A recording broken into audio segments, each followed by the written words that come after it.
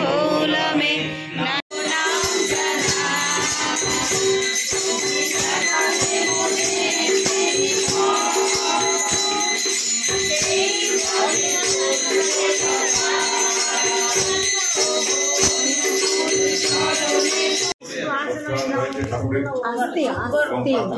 সৎসঙ্গের আয়োজন করেছে, তা আসতে পেরে খুব ভালো লাগে নিজেকে।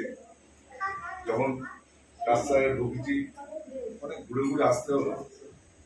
তাকে ভালোবাসলে যত দূরই হোক একটুখানি ঠিক হবে, ঠাকুর ঠিক নিয়ে আসবে। একই ক্লাসে পড়াশোনা করে কেউ ফার্স্ট হয়, কেউ ফেল করে, কেউ ডাক্তার ইঞ্জিনিয়ার হয়, কেউ পড়াশোনা ছেড়ে দেয়। তাহলে নিজেকে আগ্রহ প্রকাশ করতে হবে। নিজে আগ্রহী হলে তবেই কিন্তু শিক্ষক অনেক দূর টেনে নিয়ে যেতে পারেন। শ্রী সাগরানুকূলচন্দ্র আমাদেরকে বলছেন যে আগ্রহটা কিছুই না, আগ্রহটা হচ্ছে ভালোবাসা। তাকে একটু ভালোবাসতে হয়, তাকে রোজ বলতে হয় ঠাকুর আমি তোমাকে ভালোবাসি, ঠাকুর আমি তোমাকে ভালোবাসি, মনে মনে বলতে হয়।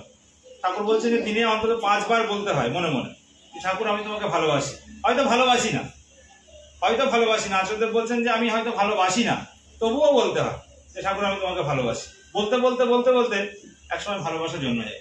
আর যখন ভালোবাসাটা জন্মে যায় তখন তিনি যেমন মানুষ চেয়েছেন তিনি তার ইচ্ছে মতো আমাকে তৈরি করতে পারেন।